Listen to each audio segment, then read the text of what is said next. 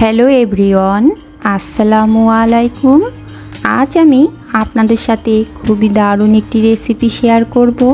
আজ আমি চিড়া দিয়ে একটি দারুণ রেসিপি করব, আর এই রেসিপিটি আপনাদের সকলের কাছেই খুবই ভালো লাগবে। ছোট কিংবা বড় সবার কাছেই এটা খুবই সুস্বাদু লাগবে। তো চলুন দেখে নেওয়া যাক আজকের রেসিপি।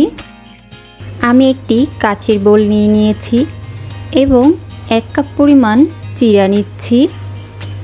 চিড়াটা আমি খুব ভালো করে ধুয়ে নেব। 4-5 বার আমি খুব ভালোভাবে এটা ধুয়ে নেব। চিড়াটা ধুয়ে নেওয়ার পর আমি পানিটা খুব ভালো করে ঝরিয়ে নিয়েছি। এখন আমি এখানে একটি সিদ্ধ আলু এবং মসুর ডাল সেদ্ধ করে নিয়েছি। আমি এখানে একটি আলু সিদ্ধ করে নিয়েছি। আপনারা চাইলে এর থেকে একটু বেশি অথবা কম নিলেও সমস্যা নেই। এখন আমি যে মসুর ডালটা সিদ্ধ করেছিলাম এটা সবটুকু দিয়ে দিচ্ছি চিড়ার ভিতরে, আর আলুটা আমি একটি গ্রেটারের সাহায্যে গ্রেট করে নেব। আপনারা চাইলে হাতেও মেখে নিতে পারেন, তবে এভাবে আলুটা গ্রেট করে নিলে বেশি ভালো হবে। তো এখন আমার সম্পূর্ণ আলুটা গ্রেট করা হয়ে গেছে। এখন আমি আলুটা চিড়ের ভিতর দিয়ে দিচ্ছি, আর দিয়ে দিচ্ছি কাঁচামরিচ কুচি। এটা আপনি পরিমাণ মতো দিয়ে দেবেন। আর দিয়ে দিচ্ছি বড় সাইজের 2টা পেঁয়াজ কুচি আর স্বাদ মতো লবণ। এবার আমি সামান্য একটু হলুদ দেব, আর দিয়ে দেব এখানে ম্যাজিক মশলা। এটা আমি পুরোটাই দিয়ে দিয়েছি। এবার আমি দিয়ে দেব একটি ডিম। ডিমটা দেওয়ার পর এখন আমি খুব ভালো করে এটা হাতে মেখে নেব।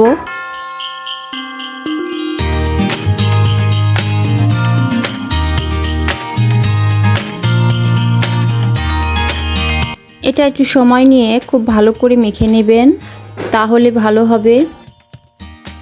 একটু আঠালো ভাব হবে।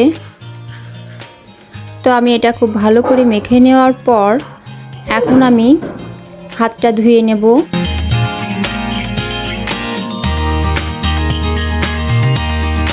হাত ধুয়ে নেওয়ার পর এখন আমি একে একে গোল আকারে শেপ করে নেব। আমি হাতের সাহায্যে এভাবে সব কয়টি নাস্তা গোল করে নিচ্ছি। আপনারা চাইলে 2 হাত ব্যবহার করে হাতের তালুতে রেখেও এটা গোল করে নিতে পারেন। তো যার যেভাবে সুবিধা, আমি এভাবেই গোল করে নিচ্ছি। এখন আমার প্রায় সব কয়টি বানানো হয়ে গেছে। তো দেখতে পাচ্ছেন আমি একইভাবে সব কয়টি নাস্তা এভাবে গোল করে নিয়েছি এবং আঙুলের সাহায্যে হালকা করে চ্যাপ্টা করে দিয়েছি। এখন আমার সব কয়টি নাস্তা রেডি। এখন এটা ভেজে নেওয়ার পালা। চুলায় আমি একটি প্যান বসিয়ে পরিমাণ মতো সাদা তেল দিয়ে নিয়েছি এবং তেলটা হালকা গরম করে আমি একে একে সব কয়টি নাস্তা দিয়ে দেব।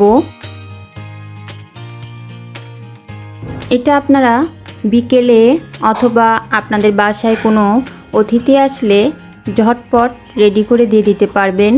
এটা খেতে কিন্তু খুবই সুস্বাদু এবং এটা আপনি একবার কাউকে খাওয়ালে সে আবারও খেতে চাইবে। চিড়ার এই নাস্তাটা খুবই লোভনীয় এবং খুবই সুস্বাদু।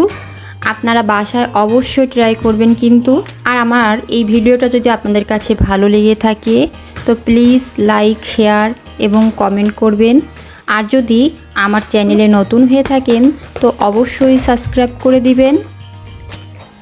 এখন আমি চিড়ার এই নাস্তাটা উল্টে পাল্টে বেশ ভালো করে ভেজে নেব এবং হালকা ব্রাউন কালার করে নেব। এটা হালকা আঁচে ভেজে নিতে হবে যেন ভিতরে ভালো করে ভাজাটা হয়, কাঁচা না থেকে যায়। সেজন্য খুব বেশি চুলার আঁচটা দেওয়া যাবে না। তো দেখতে পাচ্ছেন আমি খুব ধীরে ধীরে এটা ভেজে নিচ্ছি বেশ সময় নিয়ে। এটা কড়া করে ভেজে নিলে এটা খেতে খুব ভালো লাগবে।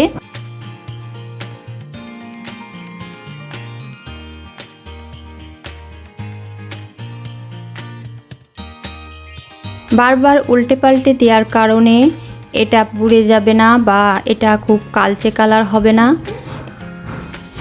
দেখতেই পাচ্ছেন কতটা সুন্দর কালার হয়েছে। এখন আমি সব কয়টি চিড়ার নাস্তা উঠিয়ে নেব। দেখতেই পাচ্ছেন এটা কতটা লোভনীয়। এখন আমি বাকি কয়টাও উঠিয়ে নেব।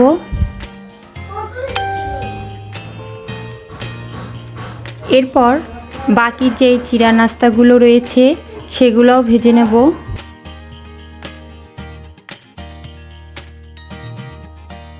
এগুলোও আমি একইভাবে ভেজে নিয়েছি।